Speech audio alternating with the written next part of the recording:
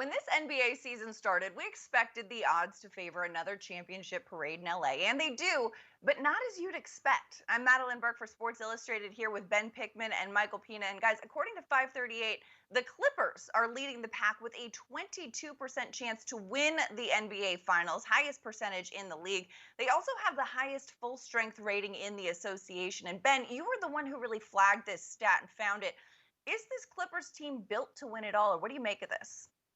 I mean, I think they certainly can win the finals, but I think it is interesting and a little noteworthy to think of them as the title favorites right now. I still look at a team like the Nets, I think, in my mind, who I picked ahead of the season to win the NBA Finals. But let's talk about the Clippers a little bit, right? They're second best overall in terms of offense. And if you look at, say, two-man lineups between Kawhi and Paul George, of lineups that have played more than 700 minutes, they're overall number 3 in net rating, right, just behind some two-man pairs for the Jazz. And their five-man units of Ibaka, Batum, Beverly, George, and Leonard are number 2 overall behind the Jazz. So the Clippers have been really, really good. And I don't think we talk about just how good they have been throughout this season. We kind of think back to last year's postseason and how it ended and think they're just going to replicate it this season. But, I think we do need to discuss them more and give them more credit. And I know you guys like them. See, I'm not going to go so far as to pick them to win the finals or get there right now.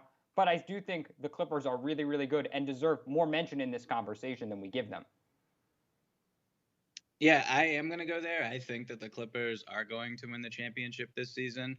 Um, they have an MVP candidate in Kawhi Leonard. They have one of the best number 2 options in the league in Paul George. They have an elite offense that's historically efficient. They have versatile lineups that can play against opponents who want to go big or go small. And their head coach has won an NBA championship. Um, alluding a little bit to what Ben said with the lineup data, when Kawhi and Paul George share the floor, the Clippers outscore opponents by 16.4 points per 100 possessions.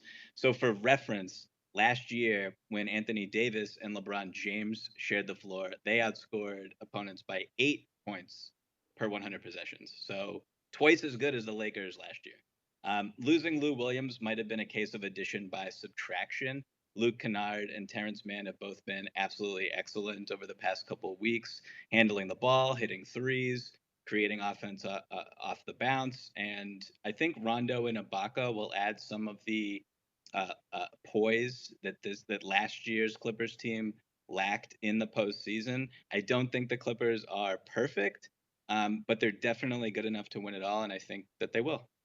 Yeah, Michael, as you mentioned, that Lou Williams subtraction, that was really a sentimental thing for Lou and the Clippers fans. I mean, he was a fan favorite, but, he had been struggling, and Terrence Mann had been emerging, which made that trade a bit easier for the organization to make. And like I said at the trade deadline, Rajon Rondo is going to elevate this team. Yeah, you know what? Regular season Rondo is not what I'm looking at right here. It's postseason Rondo. It's playoff Rondo. It's the guy who's got that voice and is going to say, hey, this is what we're doing. I need you guys to focus. He's a very high basketball IQ guy who can make the game easier for Kawhi and for PG, and to really take control and not let those double-digit leads slip, and not let this team lose focus down the stretch, and not let this team lose a 3-1 series lead late in the NBA postseason.